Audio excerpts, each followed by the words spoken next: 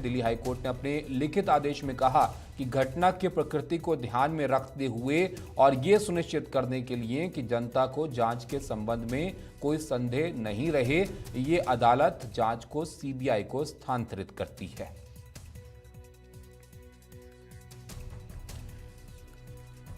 तो दिल्ली के राजेंद्र नगर में जो हादसा हुआ था वो तस्वीरें भी आपने देखी थी। बारिश होने के बाद कैसे वहां पर जो बेसमेंट में लाइब्रेरी एक चल रही थी उसमें पानी भर जाने की वजह से 3 जो एस्पिरेंट्स थे उनकी मौत हो गई थी और तब से ही बड़े सवाल उस जगह को लेकर खड़े हुए कि कैसे यहाँ पर जिम्मेदारी जो है वो तय की जाए, किनकी लापरवाही की वजह से यह हादसा यहाँ पर हुआ।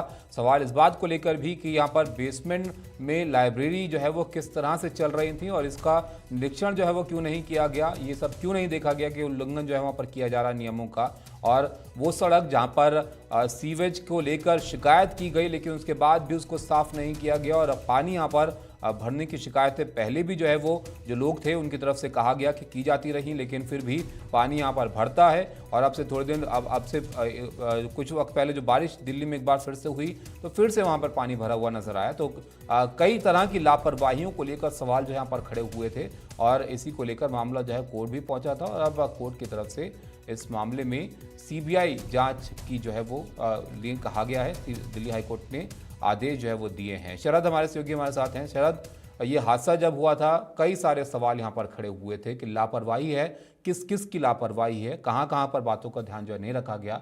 छात्र भी वहाँ पर विरोध कर रहे थे। अब सीबीआई जांच यहाँ पर करेगी इस मामले को लेकर, तो छात्र भी संतुष्ट होंगे इस बात से?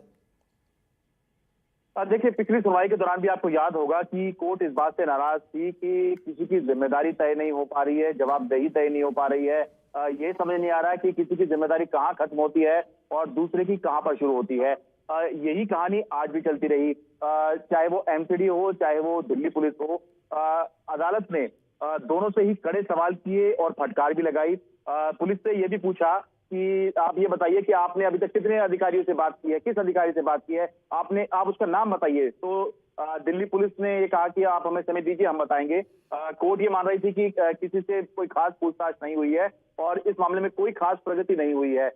उस जगह पर वो जो नाला था वो क्यों बंद था, अभी तक इस मामले में क्या हुआ है, इससे पहले कई बार आदेश दिए जा चुके हैं, ये सब क्यों चल रहा है। तो ये सब जब कोर्ट ने देखा तो उसके बाद अब कोर्ट ने ये तय किया है कि इस मामले की जांच अब दिल्ली पुलिस की बजाय केंद्रीय जांच एजेंसी सीबीआई को दी जाएगी। और इसी के साथ कोर्ट ने ये भी निर्देश दिए हैं कि केंद्रीय सतर्कता आयोग यानी सीवीसी को ये कहा गया है कि इस मामले की निगरानी के लिए, यानी कि ऐसा नहीं है कि केवल सीबीआई को उन्होंने दे दिया है तो केवल अब सीबीआई जांच करना शुरू कर देगी और अपने हिसाब से वो जांच करती रहेगी। नहीं, सीवीसी को कहा गया है कि आप एक वरिष्ठ अधिकारी नियुक्त करें जो इस मामले की जो जांच होगी उसकी मॉनिटरिंग करे और समयबद्ध तरीके से इस मामले की जांच होनी चाहिए। कोर्ट का ये कहना है कि क्योंकि ये मामला बड़ा गंभीर है और कई बड़े अधिकारी भी इसमें शामिल हो सकते हैं, तो इसलिए हम ये जो जांच है ये सीबीआई को ट्रांसफर को लेकर न सिर्फ सीबीआई इंक्वायरी यहाँ पर होगी बल्कि सीवीसी जो है वो भी इस पर जो है नजर रखें जांच की पर, ये भी जो है यहाँ पर कहा गया। बहुत शुक्रिया शरद आपका सब जानकारी हम तक पहुँचाने के लिए।